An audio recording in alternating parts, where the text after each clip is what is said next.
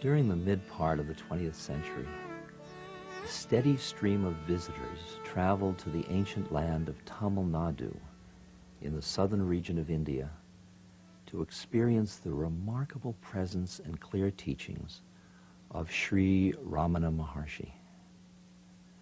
The Maharshi's name needs little introduction, for then, as now, seekers who wish to awaken from the powerful illusion of the ego and abide in the perfect peace of their true nature have turned to his teachings. There was a spontaneous simplicity and humility about him, a sense of universal equality and heart-melting love.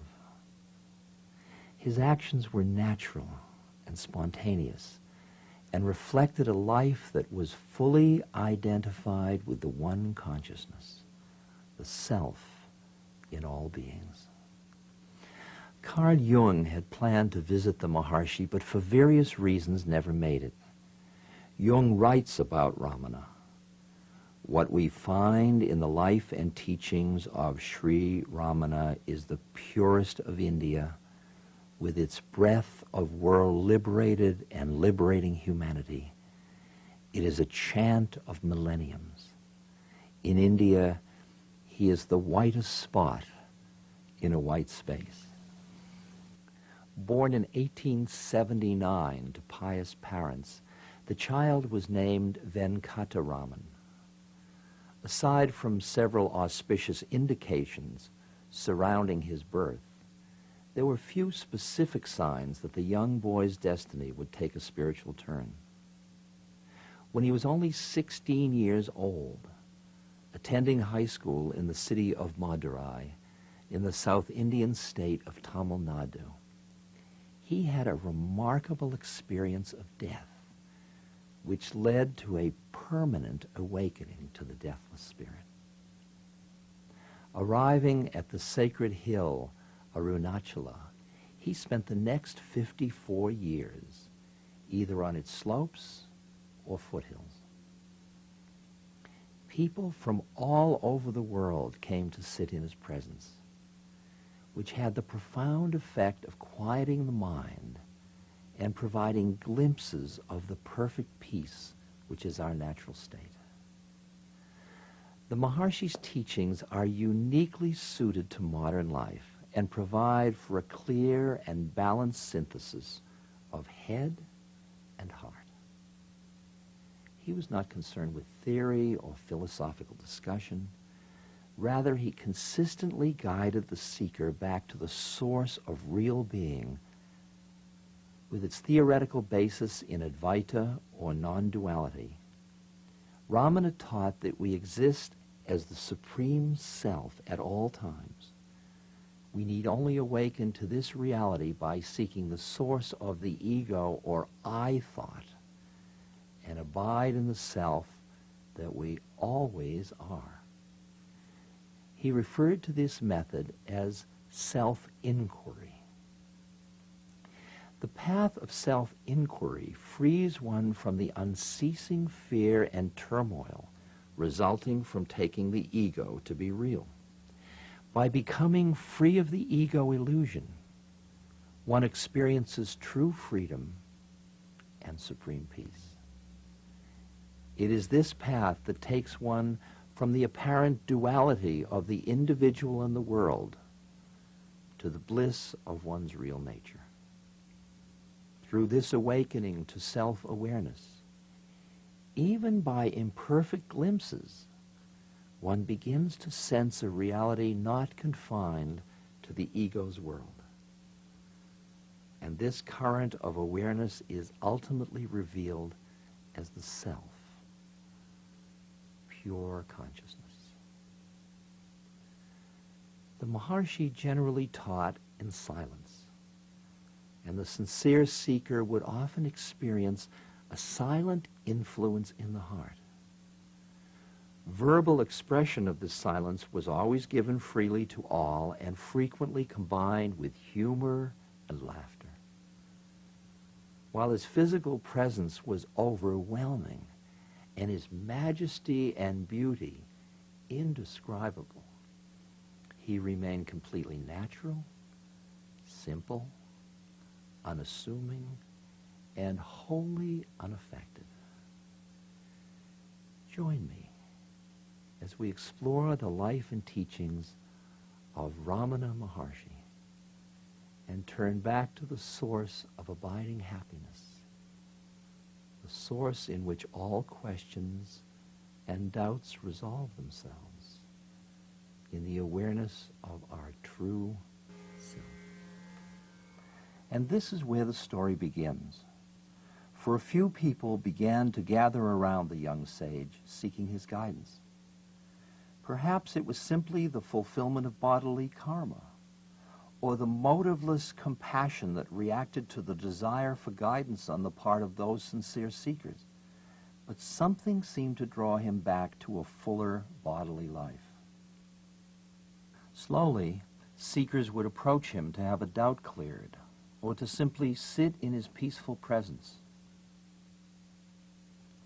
SIVAPRAKASAM PILLAI was one of the early visitors who became captivated by the young sage. The teachings on self-inquiry as given to SIVAPRAKASAM PILLAI became the key message of the Maharshi. The great Sanskrit scholar and ascetic Vasishtha Ganapati Muni had mastered a broad range of scriptures, disciplines, and meditation practices. Feeling frustrated that he had not progressed further in experience, Ganapati remembered the young sage living on the hill and approached him with great emotion, desiring to know the true meaning of tapas, or spiritual practice. The young sage gazed at him silently for a while, and then replied, "If one watches whence the notion I arises, the mind is absorbed into that. That is tapas. When a mantra is repeated, if one watches the source from which the mantra sound is produced, the mind is absorbed in that. That is tapas." This response on the part of the young ascetic filled Ganapati Muni with joy, and he declared that Venkataraman should now be known as Bhagavan Sri Ramana Maharshi. Those who surrounded Ramana during his lifetime came from very diverse cultural and social backgrounds. What they had in common was a sincere aspiration to experience true inner peace and freedom. Ramana never saw anyone as separate from himself and had no disciples in the conventional sense. He told a visitor in 1936, "The person may call himself my disciple or devotee. I do not consider anyone to be my disciple. If people call themselves my disciples, I do not approve or disapprove. In my view, all are alike. What can I say to them?" He regularly said that the Guru was not the physical form, and guidance continues after the demise of the body. Therefore, there was no need to create a lineage or provide for transmission in order to carry on successorship.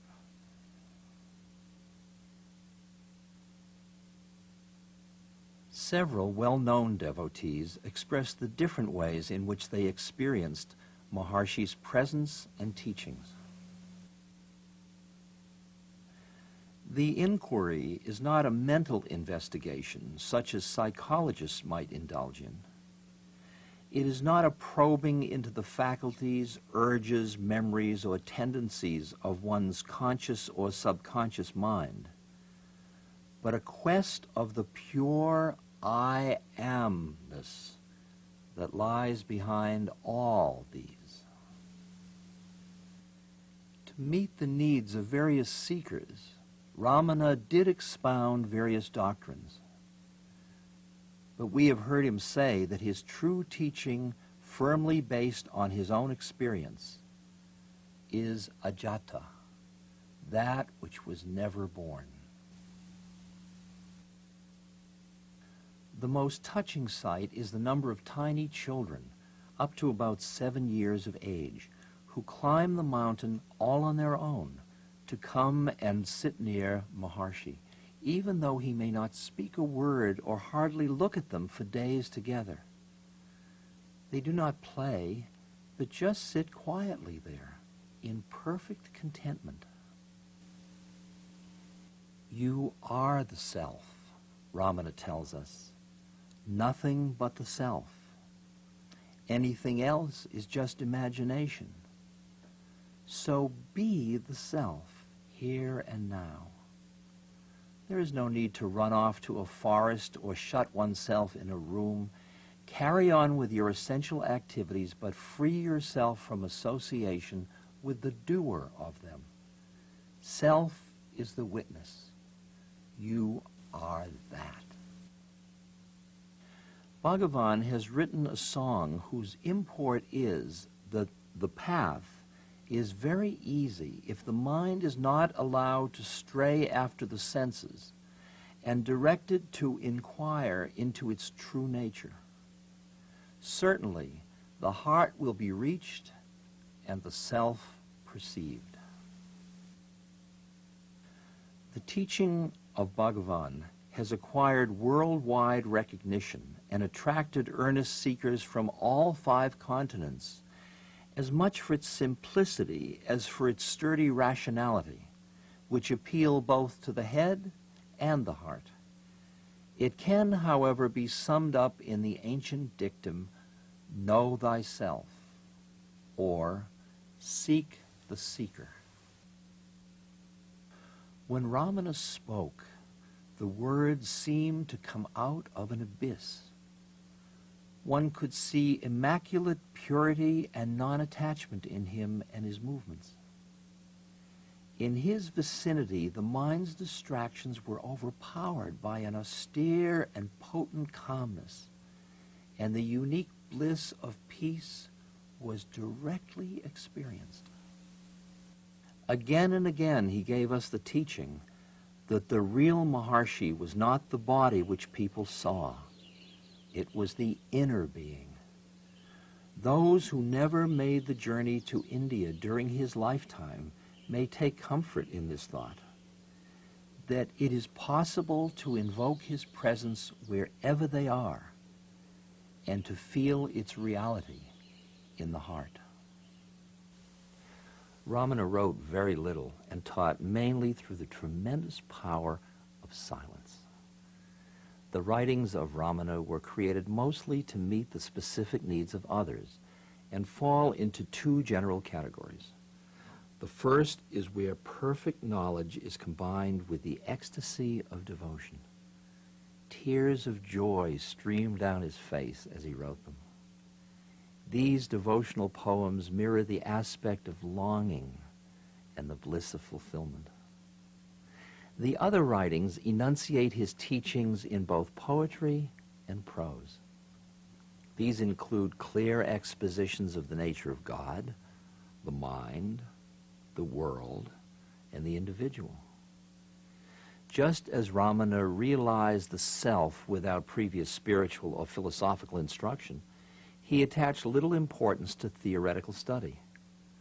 Therefore, his writings focus on the practical approach of turning toward the source of self-knowledge, rather than getting lost in the never-ending cycle of intellectual discussion. Ramana indicated that the heart was another name for God or the self.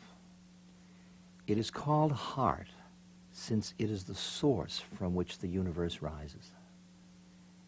He stated, the heart is not physical. In Sanskrit, heart is hridaya, which means that which is the center. It is that from which thoughts arise, on which they subsist, and where they are resolved. The heart is the center of it all. It is said to be the infinite. In the book, Ramana ARUNACHALA, Arthur Osborne writes, "It was the most majestic film I've ever seen. the most awe-inspiring, and yet without incident. A view of the ARUNACHALA hill from the ashram drive, and then a tall, frail, light-complexioned man with short white hair descending the slope of the hill with the aid of a staff. Then he was seen coming out of the ashram hall, stopping to smile to a baby, walking across the ashram ground. Just simple, everyday actions.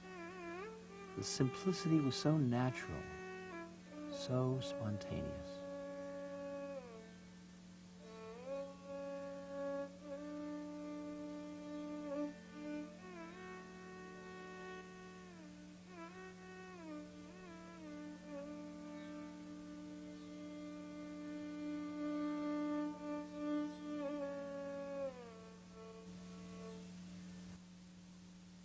After years of living in caves upon the Arunachala hill, the Maharshi moved down to its base, near the resting place of his mother.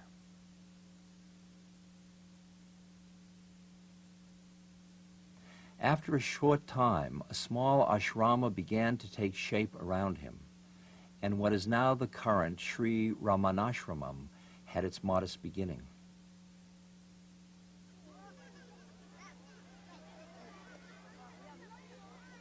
Seekers from all backgrounds and religions came to be in his presence.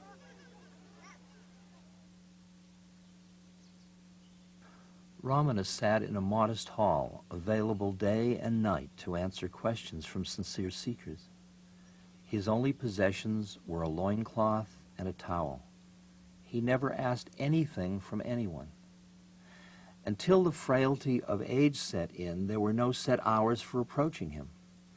During the final year of his life, devotees were requested to let him rest at midday. In response to this request by ashram authorities, Ramana himself sat outside the hall until the rule was retracted.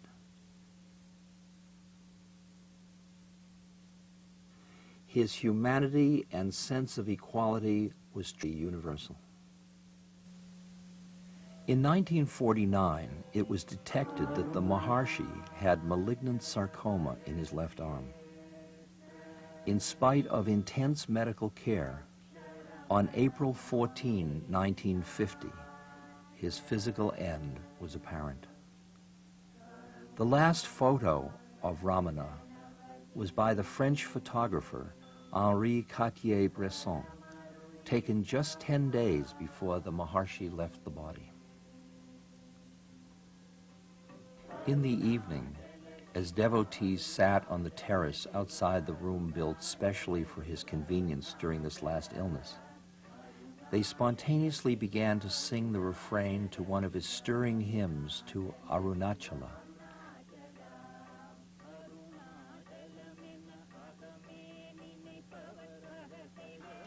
Arthur Osborne writes about that evening. On hearing it, Ramana's eyes opened and shone. He gave a brief smile of indescribable tenderness. From the outer corner of his eyes, tears of bliss rolled down. One more deep breath, and no more. At that very moment, 8:47 p.m., an enormous star trailed slowly across the sky, passing to the northeast of the peak of Arunachala. The meteor was noted as far away as Bombay.